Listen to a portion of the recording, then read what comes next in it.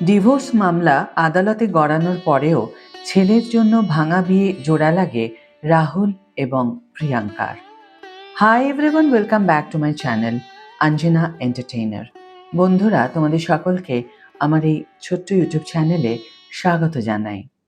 ভালোবাসা কেন এত অসহায়, বুকে প্রেম মনে আশা নিভে যায়, এই পথে আজ আছি একই সাথে, কাল যদি মাঝ পথে দূরে যেতে হয়, পিয়ারে পিয়ারে পিয়ারে, কাঁদে মন কাঁদে হিয়ারে,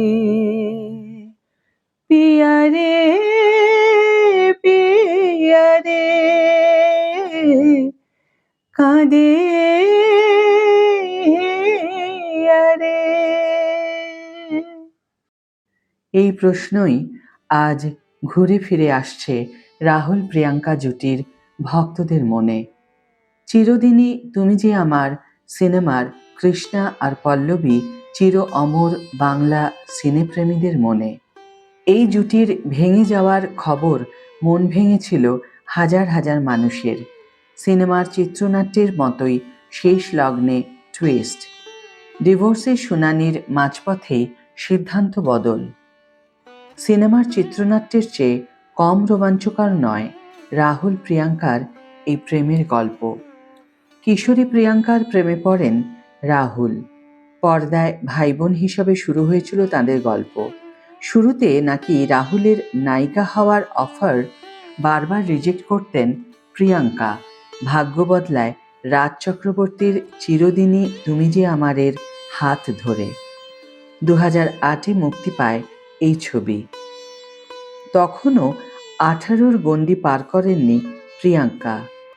2 বছর পর দুম করে রাহুলের সঙ্গে বিয়েটা সেরে নেন অভিনেত্রী।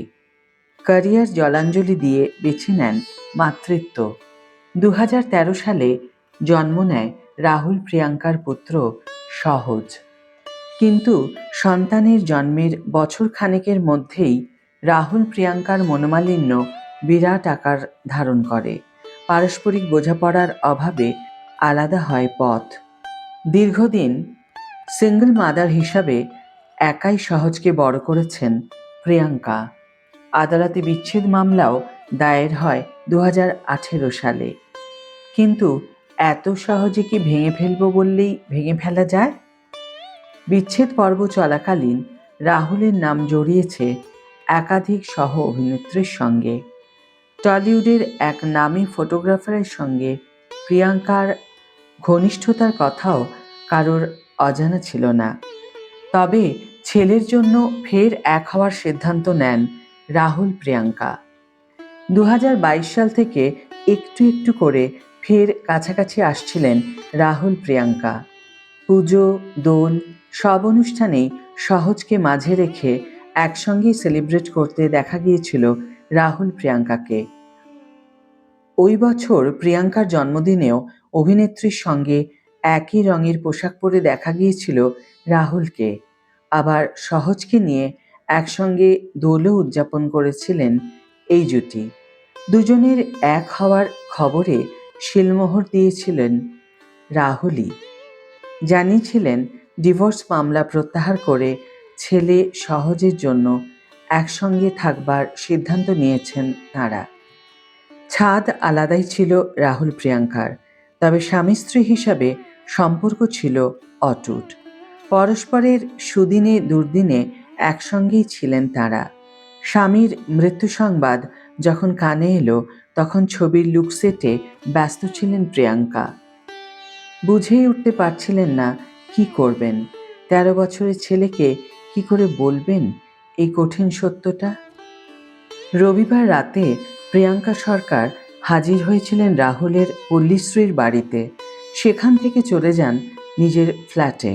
সেখানেই রয়েছে তাদের ছেলে সহজ। এরপর সোশ্যাল মিডিয়া পোস্টে এই কঠিন সময়ে একটু শান্তিতে স্বামীর মৃত্যুর শোক পালন করার অবকাশ চেয়ে নেন তিনি। লেখেন, এটি আমাদের জন্য অপরিসীম শোক এবং গভীর হতাশার সময়। এই কঠিন মুহূর্তে আমরা আন্তরিকভাবে স্থান এবং গোপনীয়তা অনুরোধ করি।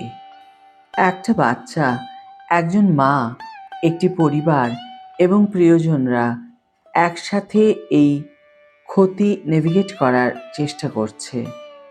আমরা সংবাদ মাধ্যমে আমাদের বন্ধু এবং সহকর্মীদের দয়া করে আমাদের সীমানাকে সম্মান করতে, অনুপ্রবেশ থেকে বিরত থাকতে এবং শান্তিতে শোক করার মর্যাদা দেওয়ার জন্য অনুরোধ করছি।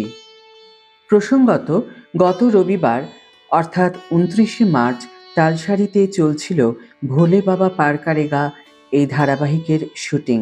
এই শুটিং চলাকালীন সমুদ্রে তলিয়ে মৃত্যু হয় অভিনেতার।